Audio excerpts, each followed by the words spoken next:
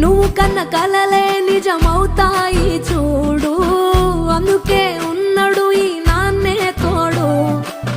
దశరథ మహారాజే నాన్నై పుట్టాడు, నువ్వు రాముడంత ఎదగరనేడు.